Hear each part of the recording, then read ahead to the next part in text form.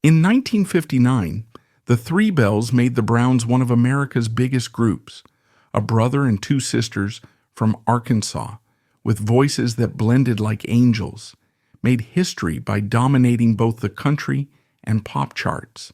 They were America's sweethearts. But the price they paid for their heavenly sound was their family. The quiet image was a play. The reality was a naked tragedy. Brutal ambition, exploitative contracts, and a rift between the siblings that deepened under the spotlight. The more their voices harmonized, the more their relationship fell apart. This is the story of how fame can weaponize family, and how the sweetest harmony can mask the bitterest separation. This is the tragic story of the Browns. The source of both the magic and the eventual heartbreak of the Browns lies far from the spotlight, back where it all began, Sparkman, Arkansas. This wasn't Nashville. It wasn't even Memphis. This was deep country, timber territory during the lean years of the Great Depression and the Second World War. Life was hardscrabble, built around family, faith, and the relentless rhythm of manual labor in the piney woods. Entertainment wasn't something you bought, it was something you made. Into this world, Floyd and Bertie Brown welcomed their children. There was Jim Ed, born in 1934, the steady, handsome older brother. Then came Maxine, born in 1931, though often presented as younger for career purposes. Fiery, ambitious, and outspoken even from a young age. And finally Bonnie, born in 1938, the youngest, blessed with a pure, high voice and perhaps a gentler spirit. Their parents ran a small farm and for a time a sawmill. Money was scarce, luxuries non-existent, but the Brown household, like many in the rural South, was rich in music. Bertie Brown played the piano and Floyd sang. Church hymns and the crackling sounds coming over the battery-powered radio, particularly the broadcasts from the Grand Ole Opry in Nashville, were the soundtrack to their lives.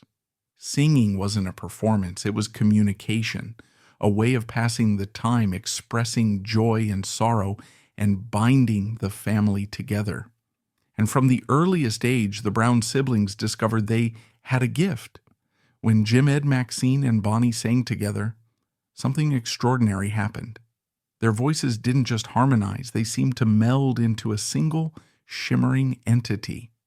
It was an intuitive blend, a natural phenomenon born of shared blood and countless hours singing on the porch swing or around the family hearth.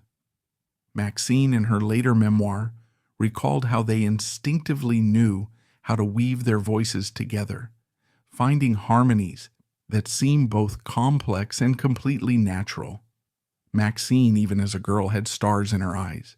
She devoured movie magazines, dreaming of a life beyond the Arkansas woods. Jim Ed, quieter perhaps, shared that ambition, driven by a love for the music itself. Bonnie, the youngest, was drawn along by her older siblings' energy. They started singing locally, at school functions, church socials, anywhere they could find an audience, honing that unique blend. The late 1940s and early 1950s saw Jim Ed graduate high school. Like many young men from the region, his future seemed mapped out, perhaps working in the timber industry, maybe trying his luck in Little Rock. But music was a persistent call. He started performing solo and eventually teamed up with Maxine. She wasn't just his sister, she was his biggest cheerleader, and a sharp, determined businesswoman even then. They began performing as a duo, Jim Ed and Maxine Brown, playing bars and honky-tonks across Arkansas and neighboring states, building a local following. Their break came, as it often did then, through radio. They landed spots on local stations, most notably KLRA, in Little Rock, appearing on shows like the Barnyard Frolics.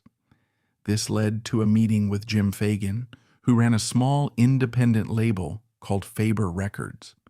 Fagan recognized something special, not just in Jim Ed's smooth baritone, but in the unique harmony Maxine added. In 1954, Jim Ed and Maxine recorded a song Jim Ed had written, inspired by seeing a former girlfriend with another man, looking back to see. It was a classic country cheatin' song, but elevated by their close harmony. Faber Records released it, and against the odds, the song caught fire. It climbed the country charts, reaching the top 10. Suddenly, Jim Ed and Maxine Brown weren't just local hopefuls, they were nationally recognized recording artists. The success brought opportunity, including invitations to join prestigious radio shows like the Louisiana Hayride in Shreveport, the same stage that had launched Hank Williams and Elvis Presley, but it also brought relentless work. They were constantly on the road, playing grueling one-nighters across the South and Midwest, often traveling hundreds of miles between gigs in Jim Ed's old car. Maxine handled the bookings, the money, the driving, the tough business side, while Jim Ed was the frontman. It was exhausting, hand-to-mouth work, even with a hit record. During this time, their younger sister Bonnie finished high school. She had occasionally sung with them before, but now, with the demands of touring increasing, Maxine had an idea. Why not add Bonnie's high harmony to the mix? It would fill out their sound, give them something truly distinctive. In 1955, Bonnie officially joined the act. The Browns, the classic trio, were born. Their sound was immediately captivating. Jim Ed sang lead in his warm baritone. Maxine provided a strong, clear alto harmony, often driving the emotional core. And Bonnie floated above them with a pure, almost ethereal soprano, adding a unique shimmer. It wasn't the rougher mountain harmony of groups like the Louvin Brothers, nor the gospel harmony of quartets. It was smoother, more polished, with intricate voicings that hinted at pop and folk influences. Chet Atkins, the legendary guitarist and producer who would later become instrumental in their career, described their sound as unlike anything I've heard before, had ever heard. It was sophisticated, yet deeply rooted in country feeling. They continued recording for Faber Records, scoring another significant hit in 1956 with I Take the Chance, which also featured their signature close harmony. They gained more visibility, even appearing on national television. But Faber was a small label with limited resources and, according to Maxine's later accounts, questionable business practices. They felt held back creatively and financially. They knew their unique sound deserved a bigger stage. Their talent was too obvious to ignore. By 1956, they had attracted the attention of RCA Victor, one of the major labels in Nashville, and the man who was shaping its sound, Chet Atkins. Atkins, along with Steve Scholes, signed the Browns to RCA. This was the big league. They were now label mates with Elvis Presley, Eddie Arnold, and Jim Reeves. They were poised to take their heavenly harmony to the world. But entering the polished world of major label Nashville would also mean facing new pressures, compromises, and the beginnings of the forces that would eventually tear their perfect sound apart. Signing with RCA Victor in 1956 was like stepping into a different universe for Jim Ed, Maxine, and Bonnie Brown. They went from the sometimes shady dealings of a small independent label to the heart of the Nashville machine, guided by the sophisticated hand of Chet Atkins. Atkins wasn't just a guitar virtuoso, he was a visionary producer, a key architect of the Nashville sound, a smoother, more pop-inflected style of country music designed to appeal to a wider audience beyond the genre's traditional rural base. He used string sections, background vocalists like the Anita Kerr singers or the Jordanaires, and cleaner production techniques to create records that could compete on mainstream radio. For the Browns, Atkins was both a blessing and arguably a source of future conflict. He immediately recognized the commercial potential of their unique smooth harmony. It fit perfectly with the crossover sound he was cultivating. He began pairing them with songs that leaned more towards folk and pop melodies, sanding off some of their rougher country edges. Their initial RCA singles performed respectably on the country charts. Songs like I Heard the Bluebird Sing kept their name visible. They became members of the Grand Ole Opry in 1963, a significant milestone solidifying their status within the country music establishment. They toured relentlessly, their live shows building a reputation for vocal perfection. On stage, their sibling connection was palpable, the intuitive way they blended, the shared glances, the seemingly effortless perfection of their sound. But the truly life-altering moment came from an unexpected source. Atkins presented them with a song that was already well known in other versions, a French ballad called Les Trois Cloches, originally performed by Edith Piaf and Les Compagnons de la Chanson. It had been translated into English as The Three Bells and recorded by the Melody Maids in 1948. The song tells the simple, poignant story of little Jimmy Brown, chronicling his life through three key moments: birth, marriage, and death, each marked by the ringing of the chapel bells. It wasn't a typical country song. It had a narrative structure, a slightly melancholic European folk melody, and a reflective, almost spiritual tone. According to Maxine's memoir, the group wasn't initially enthusiastic. It felt different, perhaps too pop, too sentimental, but they trusted Atkins. They went into RCA Studio B, and with Atkins producing and featuring his distinctive fingerstyle guitar work, they laid down their vocal tracks. The magic happened in the blend. Their three voices captured the song's gentle melancholy and its sense of life's passing moments with breathtaking purity. Jim Ed's lead vocal was warm and relatable. Maxine's alto added emotional depth. Bonnie's high soprano provided that ethereal, almost angelic quality that perfectly matched the song's themes.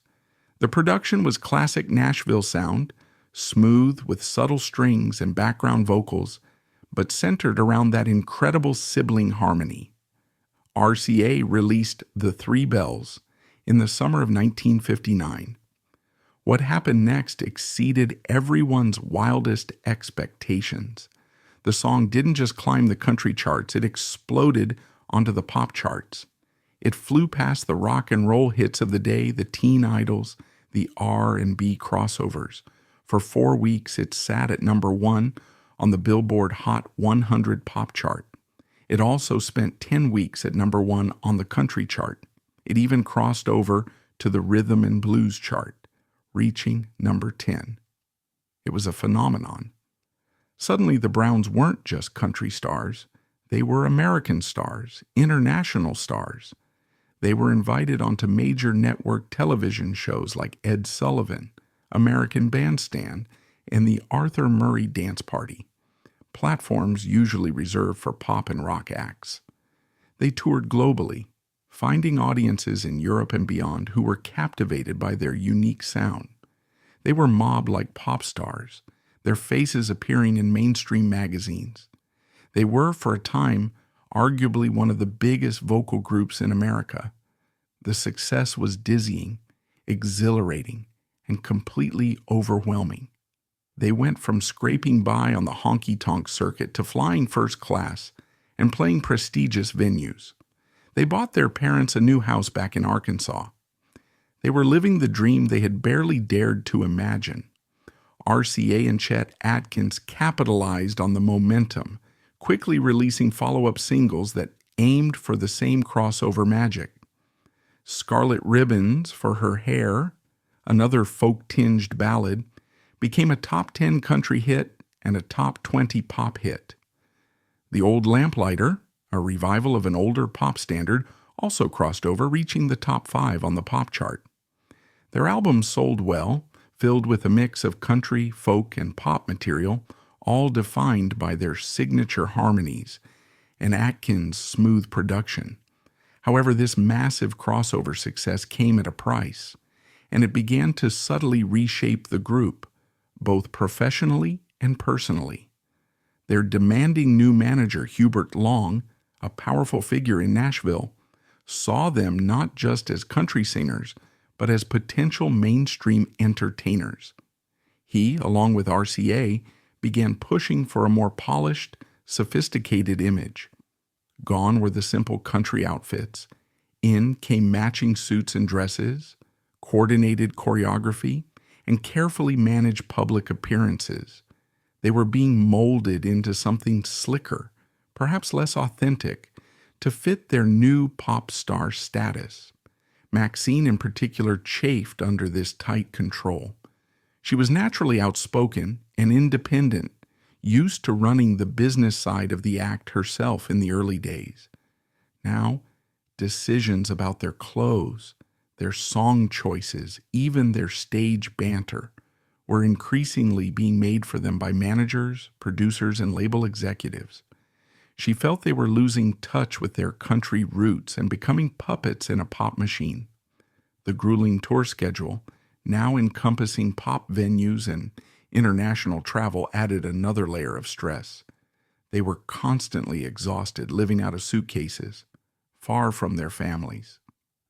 Jim Ed, often seen as the more easygoing frontman, perhaps adapted more readily to the demands of stardom, or at least was less vocal about his frustrations.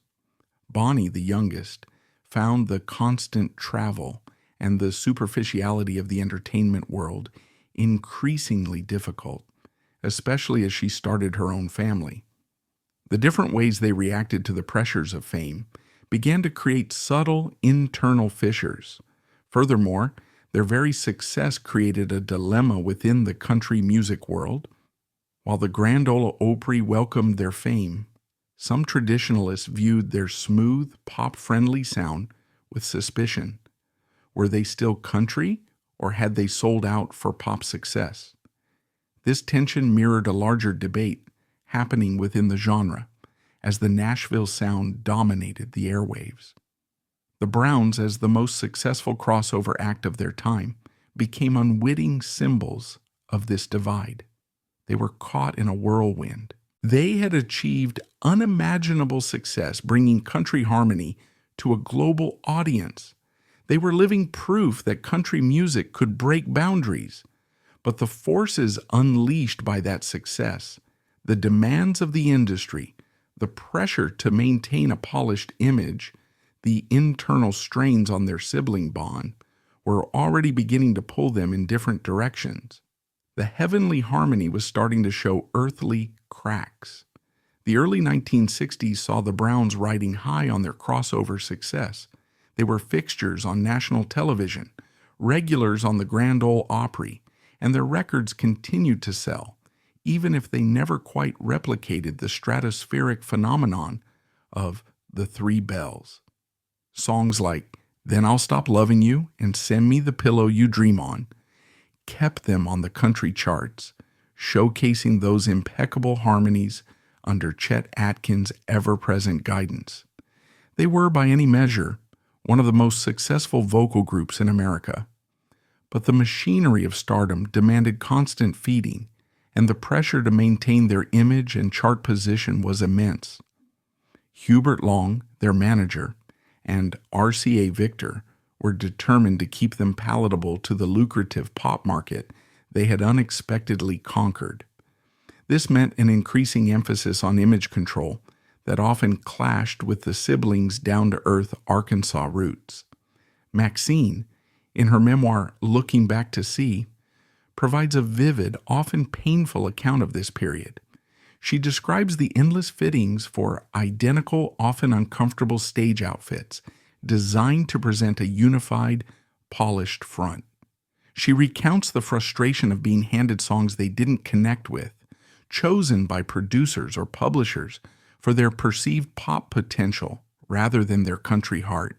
She details the exhaustion of a relentless touring schedule that kept them away from home for months on end, crisscrossing the country and the globe, living in a bubble of hotels and performance halls. This constant grind began to wear heavily on them, particularly on the sisters. Bonnie, who had married Dr. Gene Ring shortly after the Three Bells hit, found the separation from her husband, and later her young daughter, increasingly unbearable.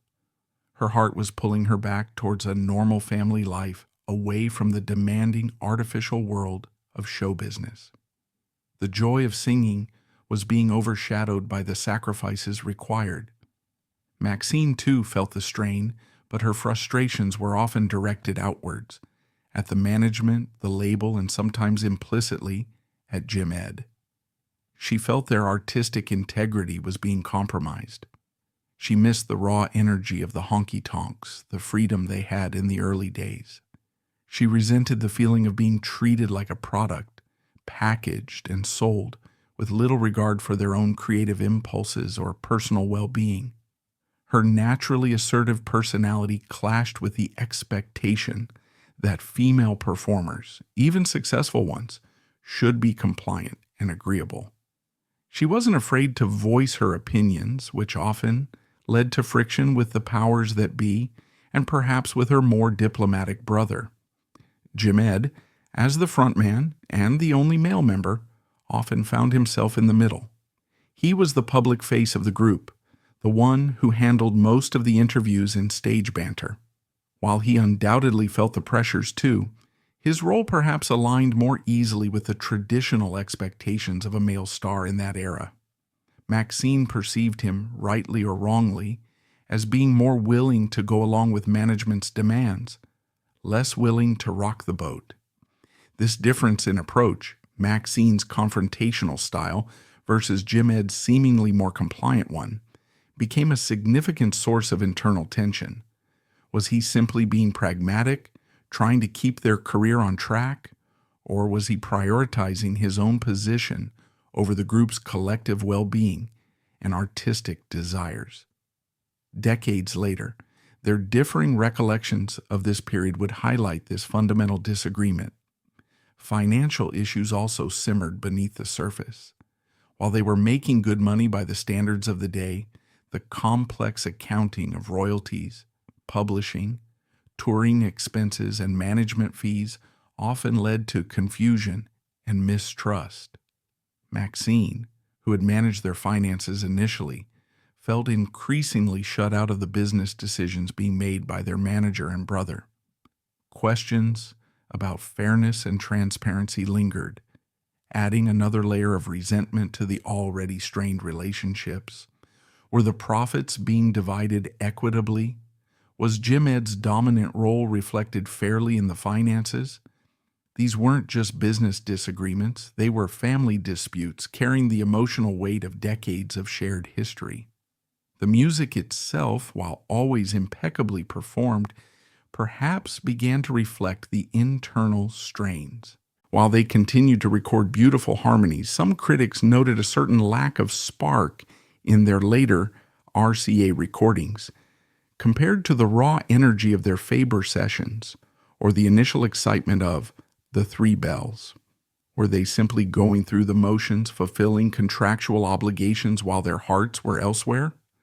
The first major break came around 1967. Bonnie, tired of the road and longing to be a full-time mother to her two young daughters, made the difficult decision to leave the group. It wasn't born of animosity, according to most accounts, but from a fundamental choice between career and family. Her departure, however, was a seismic blow. The Browns' magic was predicated on that specific three-part blend. They tried to replace her briefly with their younger sister Norma, but the chemistry wasn't the same. The signature sound was irrevocably altered. Maxine soldiered on with Jim Ed for a short while longer, but the writing was on the wall. Without Bonnie, and with her own frustrations reaching a boiling point, the joy was gone. The constant travel, the artistic compromises, the simmering tensions with Jim Ed and management, it had all become too much. In 1968, Maxine also quit. The departure was not amicable. Maxine felt burnt out, disillusioned, and deeply hurt by what she perceived as Jim Ed's lack of support and his alignment with the management that she felt had exploited them. She walked away not just from the group, but for a time from the music business altogether, retreating to raise her own family and lick her wounds. Jim Ed was left holding the banner alone. The Browns, the trio whose harmonies had captivated the world, effectively ceased to exist. He retained the name Jim Ed Brown and continued his career as a solo artist with RCA, now free to pursue his own musical direction, but also burdened with the legacy of the group he could no longer replicate. The split wasn't marked by a dramatic public announcement or a farewell tour. It was more of a quiet, painful dissolution. The heavenly harmony had faded away, replaced by the silence of broken bonds. The pressure cooker of fame, image control, and conflicting priorities had finally fractured the sibling unit that had once seemed so perfectly unified. The dream they had chased together from Arkansas had led them to global stardom, but ultimately it had cost them each other. The end of the Browns as a trio wasn't just the end of a group, it was the end of a singular sound in popular music. What followed was a period of adjustment, separate careers, and a lingering sense of unfinished business that would haunt all three siblings for decades. Jim Ed Brown, now simply Jim Ed Brown, seamlessly transitioned into a solo career. RCA Victor stuck with him, and he continued working within the established Nashville sound framework, often with producer Bob Ferguson. He proved to be a durable and likable solo performer. Almost immediately after the split, he scored a significant hit in 1967 with Papa Top, a catchy, slightly novelty song featuring a distinctive bottle opening and pouring sound effect. It became one of his signature tunes and reached number 3 on the country charts. He followed this with other successful singles like Morning, another top 5 hit in 1970, and Southern Loving. He became a fixture on country radio and television throughout the 1970s. He co-hosted the syndicated country music TV show Nashville on the Road for several years, further cementing his image as a genial, reliable presence in country music. He also found success as a duet partner, most notably with Helen Cornelius. Their duets like I Don't Want to Have to Marry You, a number. One hit in 1976 and Saying Hello, Saying I Love You, Saying Goodbye were hugely popular and earned them a CMA award for Vocal Duo of the Year. Jim Ed had successfully carved out a respectable, long-lasting solo career. He remained a beloved member of the Grand Ole Opry for over 50 years. He was known for his professionalism, his smooth voice, and his easygoing charm. Yet, despite the hits and the accolades, there was always a sense that the magic of the trio was missing. His solo work, while successful, never quite reached the iconic status or the broad cultural impact of the Three Bells. In interviews over the years, while generally diplomatic, he occasionally expressed a wistfulness about the trio days, acknowledging the unique power they had possessed together. He often framed the breakup as a result of his sisters wanting to leave the road and raise families, a simpler narrative that perhaps masked the deeper conflicts Maxine would later detail. He carried the legacy, but also the weight of being the one who continued while the original entity was gone. Maxine Brown, after leaving the group in 1968, initially stepped away from the music business almost entirely. She focused on raising her family and tried to build a life outside the demanding glare of the spotlight. The bitterness and disillusionment she felt at the end of her tenure with the Browns ran deep. For years, she remained largely silent about the reasons for the split, nursing her grievances privately. However, the music never truly left her. In the 1980s, she began performing again, sometimes solo, sometimes with other artists. But her most significant contribution during this period was her decision to finally tell her side of the story. In 2005, she published her autobiography, Looking Back to See a country music memoir. The book was a revelation. With characteristic candor, Maxine laid bare the behind-the-scenes struggles of the Browns. She wrote frankly about the controlling management, the exhausting tours, the artistic compromises, the financial disputes, and the painful breakdown of her relationship with Jim Ed. She didn't spare herself, acknowledging her own role in the conflicts, but she painted a picture of a group, particularly the female members, who felt increasingly powerless and exploited by the industry machine. The book provided a crucial counter-narrative to the often sanitized official story of the group, offering a raw, emotional, and sometimes angry perspective from the inside. It confirmed what many had suspected. The angelic harmonies had masked significant turmoil. While some might have questioned the complete accuracy of her memories, colored by years of hurt, the book provided invaluable insight into the pressures faced by artists, especially women, in that era. Bonnie Brown, after leaving in 1967, largely achieved her goal of returning to a quieter life focused on family. She raised her daughters, Kelly and Robin, with her husband Gene in Arkansas. While she occasionally participated in brief reunion appearances or recording sessions over the decades, she mostly stayed out of the public eye. Her departure seemed driven less by conflict and more by a conscious choice to prioritize family over fame, a decision that perhaps spared her some of the lingering bitterness felt by Maxine. However, the loss of her musical partnership with her siblings was undoubtedly a significant sacrifice. She represented the personal cost often demanded by a career in the relentless music industry, the choice between the stage and home. In later interviews, she spoke fondly of the music, but confirmed the difficulties of the lifestyle that ultimately led her to step away. Were there attempts at reconciliation? Over the years, yes, a few tentative ones.